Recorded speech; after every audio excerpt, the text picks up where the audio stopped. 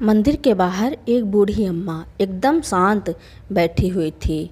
जो भी कोई कुछ दे देता उसे ही चुपचाप लेकर खा लेती। ऐसे ही उनका गुजारा हो रहा था। वह ना किसी से बोलती थी ना ही किसी से बात करती थी। वह एकदम पागलों की तरह रहा करती थी। एक दिन मंदिर में एक महिला अपने परिवार के साथ वहाँ गरीबों को भंडारा खिलाने के लिए आई। जब उसने उस बूढ़ी अम्मा को देखा तो उसकी हैरानी का ठिकाना ना रहा। तो दोस्तों, आइए जानते हैं कि यह बूढ़ी अम्मा आखिर उस महिला की क्या लगती है। चुपचाप सभी लाइन में बैठ जाओ, सबको खाना मिलेगा, मंदिर के पुजारी ने वहाँ मौजूद गरीबों से कहा। तभी वहाँ एक गाड़ी आती है और उनमें से कुछ लोग उतरते हैं और वहाँ मौजूद गरीबों को खाना और कंबल बांटने लगते हैं। महिमा वहाँ मौजूद बच्चों के लिए अलग से स्वेटर लेकर आई थी और वहाँ वह बच्चों को एक किनारे ले जाकर दे देती है। जब बच्चों को स्वेटर देना हो गया तो वह अपने परिवार की मदद करने लगी और सभी को खाना बांटने लगी। खाना बांटते हुए जब वह एक आखिरी गरीब के पास पहुंची तो वह बड़ी हैरानी से उस बूढ़ी अम्मा को देखने लगी। वह अम्मा सर झुकाए बैठी थी, फटे पुराने कपड़े, टूटी चप्पल, ठंड से ठिठुर रही थी। महिमा जब अच्छे से उस बूढ़ी अम्मा का चेहरा देखती है तो उसके होश ही उड़ जाते हैं और उसके हाथ से सारा सामान गिर जाता है, जिस पर वह अम्मा उससे कहती है, यह मैं रख लूँ बेटा, बड़ी ठंड लगती है, एक से मेरा गुजारा नहीं होता, तुम चाहो तो खाना मत देना मुझे। महिमा उस अम्मा की बात सुनकर रो पड़ती है और कहती है, माँ आपने मुझे पहचाना नहीं, मैं आपकी महिमा, आप यहाँ और इस हालत में। वह बूढ़ी अम्मा महिमा की बातें सुन तो पा रही थी पर वह शायद समझ कुछ नहीं पा रही थी और हैरानी से महिमा को बस देखे जा रही थी। तभी मंदिर का पुजारी पीछे से आकर कहते हैं, क्या तुम इन्हें जानती हो? हाँ, यह मेरी माँ शांति जी हैं। महिमा ने कहा, बेटी यह कौन है, कहाँ से आई हैं? यह तो पता नहीं, बस एक दिन इन्हें यहाँ कोई बिठा कर चला गया, तब से यह यहीं मंदिर के बाहर ही रहती हैं। और हैरानी की बात तो यह है, इन्हें अपने जीवन के बारे में कुछ भी याद नहीं, परंतु तुम कह रही हो यह तुम्हारी माँ हैं, फिर इनकी ऐसी हालत कुछ समझ नहीं आया। पुजारी ने कहा, पंडित जी, मेरी माँ को मेरे भैया कमल अपने साथ अमेरिका ले गए थे और तब से रोज़ मेरी बात माँ से फ़ोन पर होती है। फिर यह यहाँ क्या कर रही हैं और वह भी ऐसी हालत में? मैं खुद हैरान हूँ। या तो माँ को भैया ने यहाँ छोड़ा है या माँ वहाँ से खुद ही चली आई होंगी। अब इन्हें तो कुछ भी याद नहीं, जो इनसे पूछूं आखिर माजरा क्या है। अब तो वही बता सकते हैं पूरी बात। अभी फ़ोन करती हूँ भैया को। यह कहते हुए महिमा कमल को फ़ोन लगाने लगी। कमल के फ़ोन उठाने के बाद, हेलो भैया, कैसे हो, क्या कर रहे थे? महिमा ने पूछा। कुछ नहीं, बस तुम्हारी भाभी के साथ बाहर शॉपिंग पर जाने की तैयारी कर रहा था। तुम बताओ, आज तो तुम्हारे यहाँ पूजा हवन है ना, हो गई उसकी तैयारी? कमल ने पूछा। हाँ, बस वही चल रही है भैया, ज़रा मम्मी को फ़ोन देना।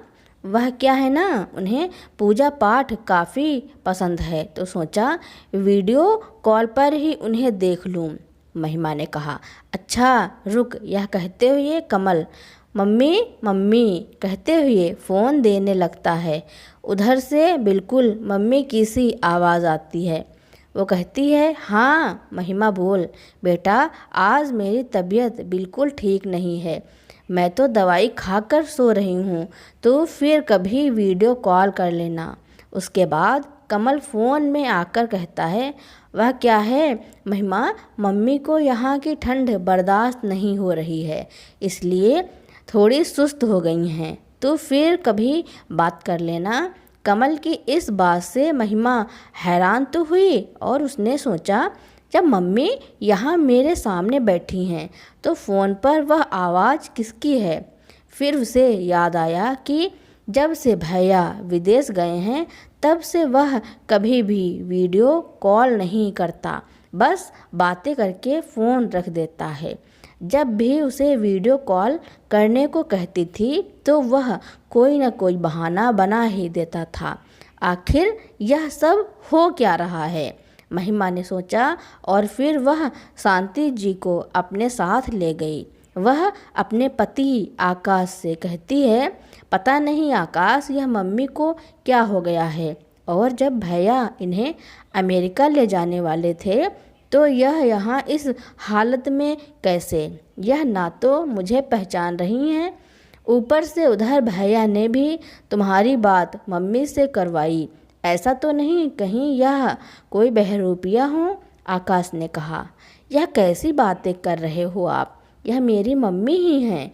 यह बहरूपिया वगैरह फिल्मों में होता है, असल ज़िंदगी में नहीं। और मैं अपनी मम्मी को नहीं पहचानूंगी क्या? यहाँ कोई बड़ी साजिश हुई है, पर पता कैसे करूं?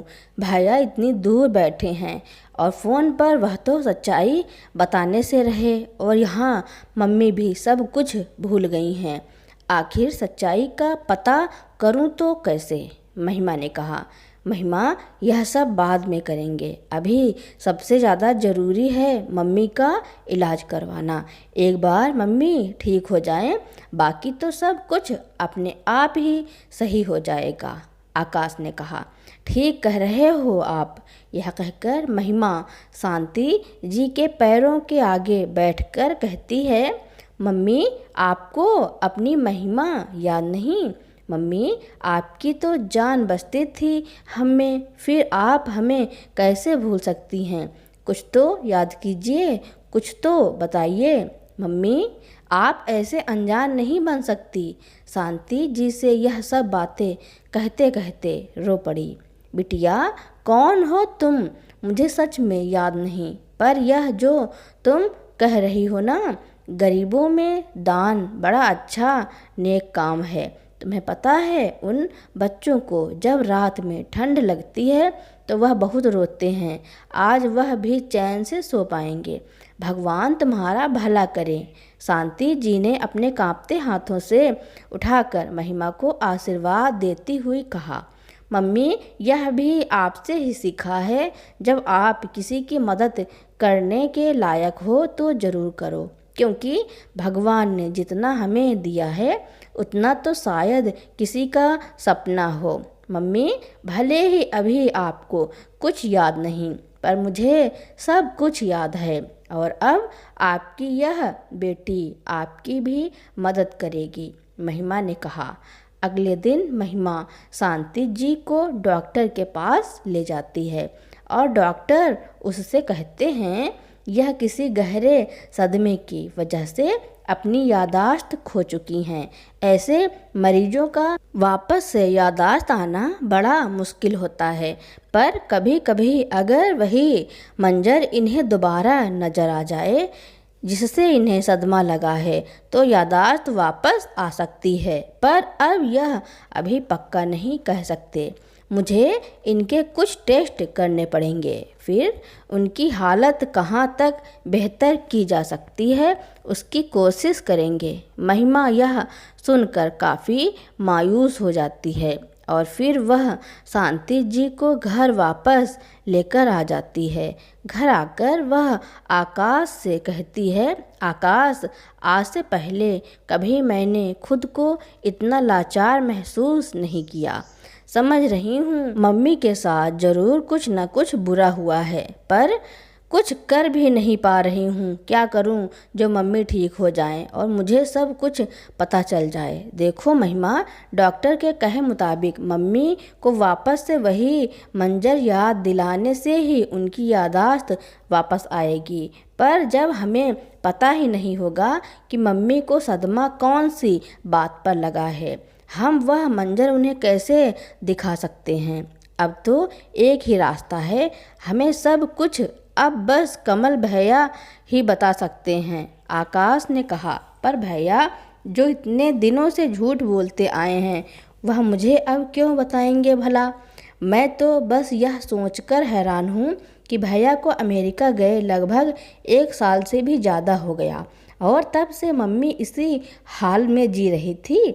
सर्दी बरसात की मार झेलती रही और मैं बेवकूफ़ यहाँ से दूर बैठी यही समझती रही मम्मी अमेरिका में आराम से हैं।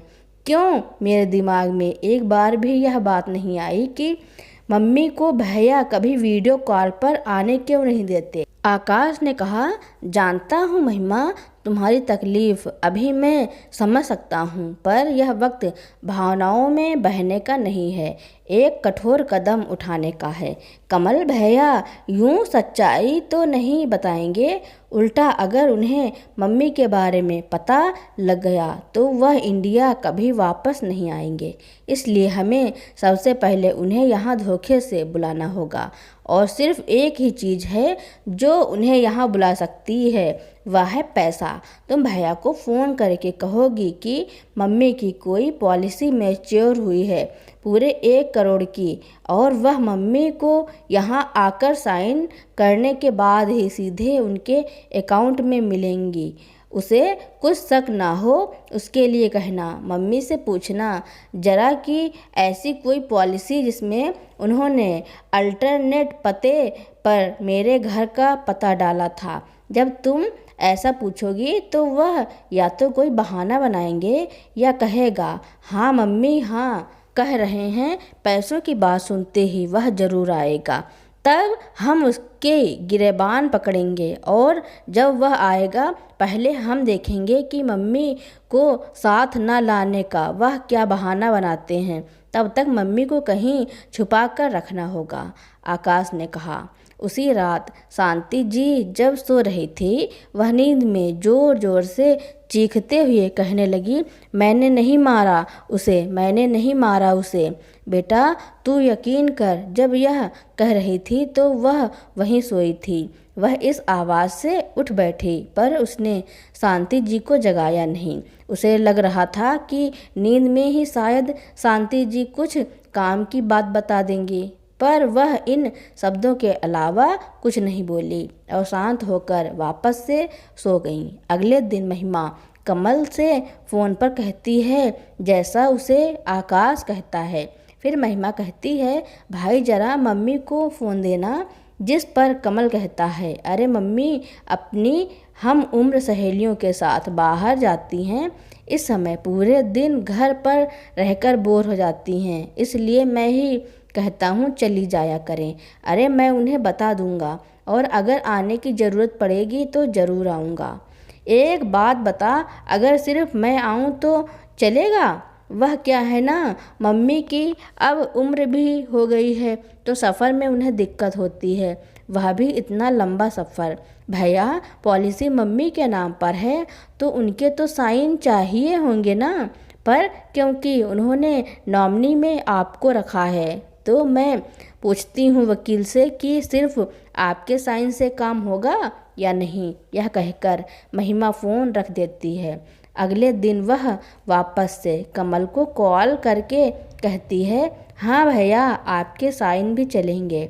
तो इस पर कमल कहता है, ठीक है मैं सबसे जल्दी का टिकट करवा कर आता हूँ। वह तुम्हारी भाभी भी आना चाहती है, काफ़ी दिन हो गए हैं हमें वहाँ आए हुए। हाँ हाँ भैया आप सभी का स्वागत है। काश की मम्मी भी आ पाती तो उनसे भी मिलना हो जाता, पर आप और भाभी दोनों आ जाएंगे तो मम्मी की वहाँ देखभाल कौन करेगा? महिमा ने कहा। यहाँ मम्मी के लिए फुल टाइम मेड है जो मम्मी की अच्छे से देखभाल करती है। और कुछ दिनों की ही तो बात है, कमल ने कहा। फ़ोन रखने के बाद महिमा आकाश से कहती है, कैसे झूठ पर झूठ बोले जा रहे हैं। आओ भैया, जो तुम्हारे झूठ का करारा जवाब मैंने भी न दिया तो मेरा नाम भी महिमा नहीं। महिमा, हमें बड़े सतर्क होकर पूरा काम करना पड़ेगा। कहीं ऐसा ना हो कि कमल के यहाँ आने से पहले उसे सब कुछ पता चल जाए, आकाश ने कहा। उसके बाद एक दिन वह शांति जी को पार्क में घुमाने ले जाती है। वह वहाँ बैठी अपनी मम्मी को कुछ पुरानी तस्वीर दिखा रही थी, पर शांति जी उन तस्वीरों को एक अनजान की तरह ही देख रही थी। यहाँ तक कि वह अपने पति को भी नहीं पहचान रही थी। पर जैसे ही महिमा ने फ़ोन पर तस्वीर बदलते बदलते शांति जी को कमल की तस्वीर दिखाई, शांति जी के चेहरे का भाव ही बदल गया। वह एकाएक बोल पड़ी, अरे यह तुम्हारे परिवार के बीच में क्या कर रहा है?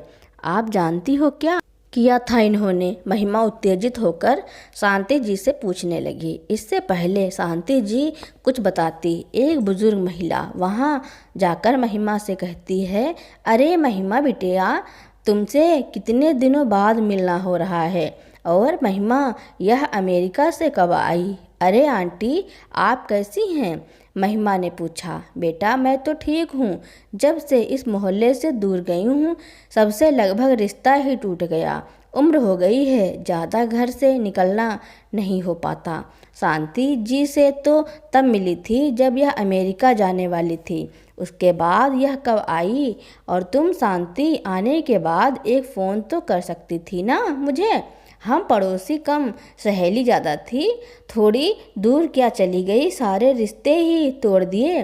कामिनी जी ने कहा। आंटी, क्या बताऊं आपको, मम्मी को अभी कुछ भी याद नहीं। आप यकीन नहीं करेंगी मैंने मम्मी को किस हालत में देखा। हमारी बहुत कोशिशों के बाद आकाश का ट्रांसफ़र इसी शहर में हो पाया। मेरे सास ससुर का भी हमारे अलावा कोई नहीं है। और मैं सोच रही थी मम्मी भी भैया के साथ अमेरिका में बस गई तो चलो एक ही शहर में रहकर पूरे परिवार के साथ रह पाएंगे। यहाँ आने के बाद अपनी मन्नत के पूरा होने पर माता के मंदिर के बाहर गरीबों में कुछ दान करने का इरादा बनाकर जब वहाँ गई तो मम्मी को वहाँ भिखारियों की लाइन में बैठे भीख मांगते देखा। मैं बता नहीं सकती आंटी, उस वक्त मुझ पर क्या बीती। सोचा था मम्मी अमेरिका में आराम से हैं, पर यहाँ तो मम्मी की ऐसी हालत। अब उनके साथ क्या हुआ ना तो यह बता सकती हैं ना ही भैया बताएंगे। महिमा ने कहा, बेटा, जब उसने मुझे अपने अमेरिका जाने की बात बताई थी, वह भी कमल के साथ, तभी मुझे यह बात खटकी थी, क्योंकि कमल कभी सीधे मुंह तो इनसे बात ही नहीं करता था। यह अक्सर जाकर अपना दुख मुझे बताया करती थी। एक बार की बात है, जब यह मुझसे मिलने आई तो उसने कहा, कामिनी, एक कप चाय पिलाओ। मैंने अपनी बहू से कहकर चाय मंगवा दिया। चाय आने के बाद भी यह कुछ कहना चाह रही थी, पर कह नहीं पा रही थी। जब मैंने पूछा, शांति, कोई परेशानी है, बताओ, तो यह मुझसे कहने लगी, कामिनी, तू मुझे कुछ खिला सकती है क्या? बड़ी भूख लगी है बहन। पर यह बात कमल या बहू को मत बताना। वो क्या है ना, सुबह से यह दोनों कहीं निकले हुए हैं। मुझे यह भी नहीं पता कब आएंगे। मैंने सोचा मेरा खाना फ्रिज में रख कर गए होंगे, पर घर में कोई खाना नहीं है। बहुत ज़ोरों की भूख लगी है। पैसा भी नहीं है मेरे पास। इस पर मुझे कमल पर काफ़ी गुस्सा आया। ऐसे कैसे कोई कर सकता है?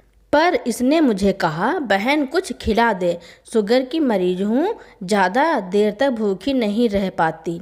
फिर मैंने इसे पोहा दिया। यह तो रही उस दिन की बात। आए दिन तो तुम्हारे घर से चीखने चिल्लाने की आवाज़ें आती थी, जिसे मेरा परिवार भी सुनता। एक रोज़ तो थक कर मेरे बेटे ने पुलिस को ही बुला लिया ताकि यह सब बंद हो जाए। पर हमें क्या पता था मेरा यह कदम हमें इससे और दूर ले जाएगा।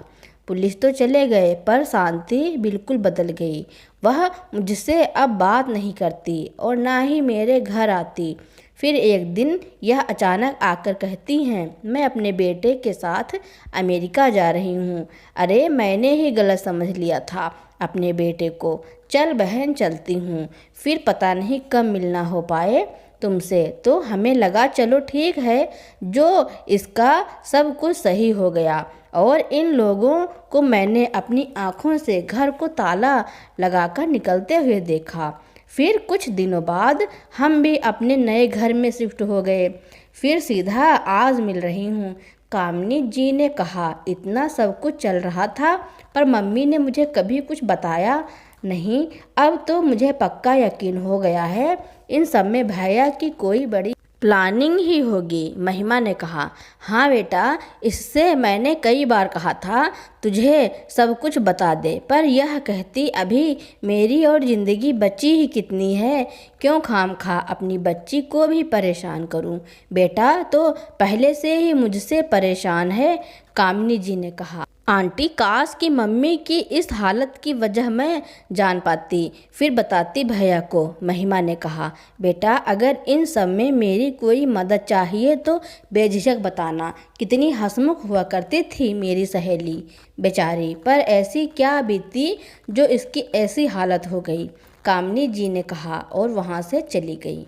उधर से जब शांति जी को भी घर लेकर वापस आई और उन्हें वापस से कमल की तस्वीर दिखाकर पूछने लगी, क्या आप इन्हें जानती हैं? अब शांति जी को कुछ याद नहीं आया। दिन बीतते गए और एक दिन कमल भी आ गया। कमल के आने से पहले ही महिमा ने शांति जी को छुपा दिया था। कमल जाकर महिमा से कहता है, कब चलना है साइन करने? भैया अभी अभी तो आए हो, यह सब तो हो ही जाएगा, इतनी भी क्या हड़बड़ी है, जरा हमारे साथ भी अच्छे से मिल लो। महिमा की यह कहते ही कमल कहता है, अरे नहीं नहीं, हम अपने लिए परेशान नहीं हैं, मम्मी के लिए जल्दबाजी कर रहे हैं। वह उन्हें वहाँ अकेले छोड़कर आए हैं ना, इसलिए। हाँ सही कहा भैया, एक बार मम्मी को कॉल तो करो। अरे कॉल क्या, वीडियो कॉल ही कर लो, आखिर पता तो चले अकेली ठीक ठाक तो है ना। महिमा ने कहा, अरे नहीं नहीं, अभी मम्मी के दवा खाकर सोने का समय है। मेरी अभी नौकरानी से बात हुई है, वह अभी अभी सोई हैं, बाद में बात कर लूँगा। कमल ने कहा, अच्छा चलो ठीक है, तुम ना ही सही मैं ही तुम लोगों को मम्मी से मिलवा देती हूँ। महिमा के ऐसा कहते ही आकाश पीछे से शांति जी को लेकर अंदर आ जाता है, जिसे देखकर कमल और उसकी पत्नी की आंखें फटी की फटी रह जाती हैं। क्या हुआ भैया, इतना क्यों चौंक रहे हो? तुम लोगों को क्या लगा कि इतना बड़ा कांड करके तुम लोग बच जाओगे? अरे पॉलिसी तो बस बहाना था तुम लोगों को यहाँ बुलाने का। असल में तो तुम लोगों की पूरी सच्चाई मम्मी ने मुझे पहले ही बता दी थी। अब तुम लोग अमेरिका नहीं जेल जाओगे। महिमा ने कहा, क्या मम्मी ने बताई? पर इनकी तो याददाश्त चली गई थी, फिर उन्होंने कैसे बताया? कमल ने हड़बड़ाहट में कह दिया, अरे वह तो सब पता है तुम्हें। चलो अच्छा हुआ।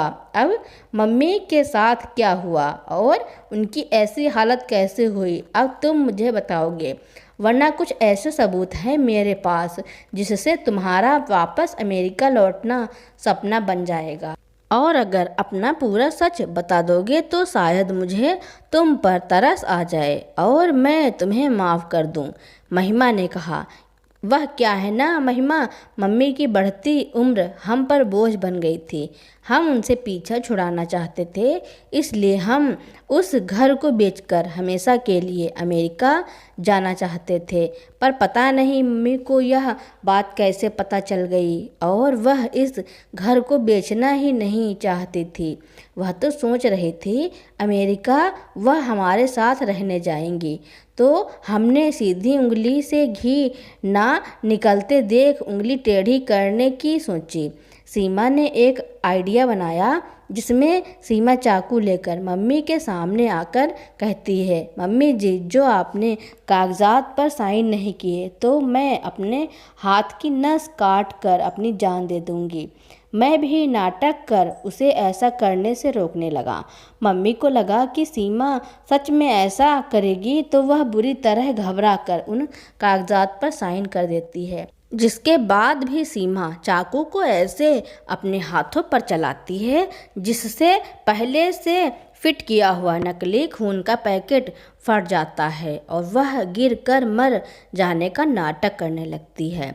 दरअसल यह इसलिए किया क्योंकि हमें मम्मी को अपने साथ ना ले जाना पड़े। मम्मी सीमा के नकली खून को असली समझ बैठी और सदमे में बेहोश हो गई। जब उन्हें होश आया तो उन्हें इतना गहरा सदमा लगा और वह सब कुछ भूल गई। हमने देखा यह अच्छा मौका है हमारे लिए। लगभग तुझे लेकर सभी को हमारे अमेरिका जाने की बात पता थी और हमने मम्मी की यादाश्त चले जाने का फ़ायदा उठाया और उन्हें अपने साथ लेकर तो निकले पर बीच रास्ते में ही छोड़ दिया, क्योंकि हमें पता था ना तो मम्मी अब अपने घर ही पहुंच पाएंगी और ना ही किसी को अपना परिचय दे पाएंगी। पर पता नहीं यह तुम्हें कैसे मिल गई, कमल ने कहा।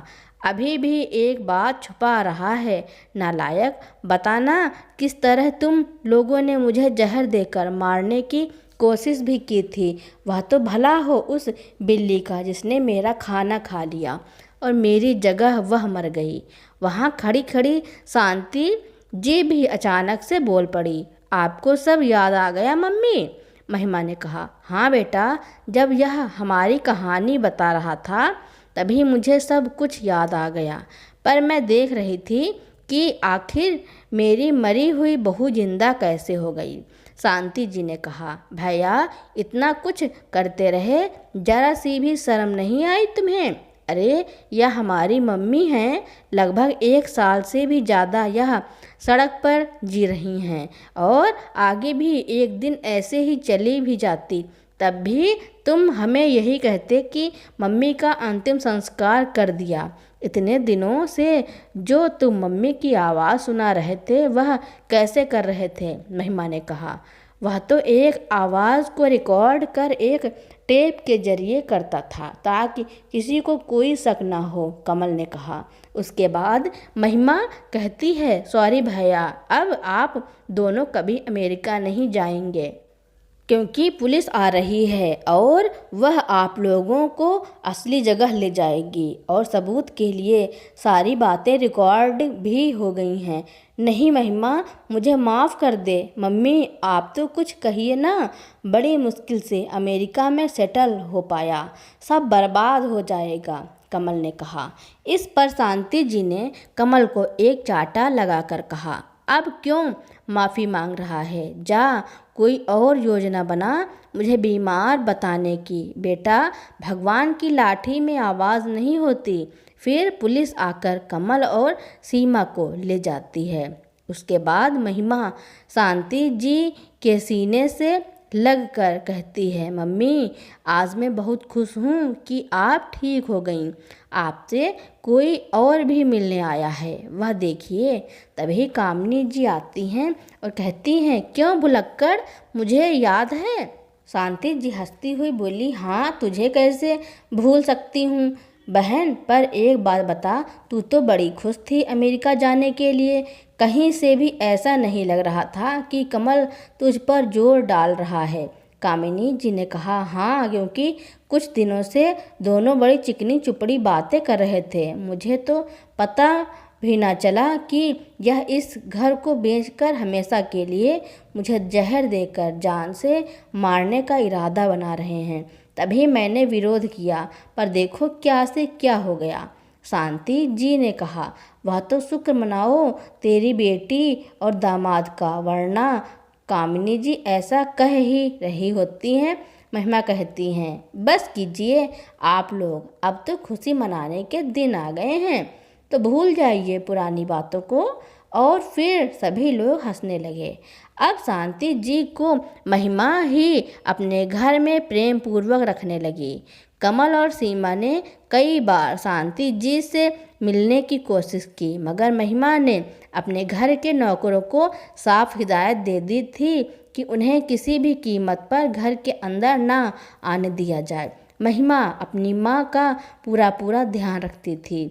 मंदिर में रहने के कारण वह बहुत कमज़ोर और बीमार लग रही थी, इसलिए वह उन्हें आए दिन डॉक्टर के पास चेकअप कराने के लिए ले जाया करते थे। धीरे धीरे शांति जी भी चुस्त दुरुस्त हो गईं। अब वह अपने बेटे की हरकतों को भूलकर नए सिरे से जीवन जीने लगी। तो दोस्तों, महिमा ने अपनी माँ के लिए जो किया उसके बारे में आपका क्या कहना है, और यह कहानी आपको कैसी लगी कमेंट में ज़रूर लिखना। मेरी कहानी सुनने के लिए आपका बहुत बहुत धन्यवाद। मेरे चैनल को लाइक और सब्सक्राइब करें। Thank you.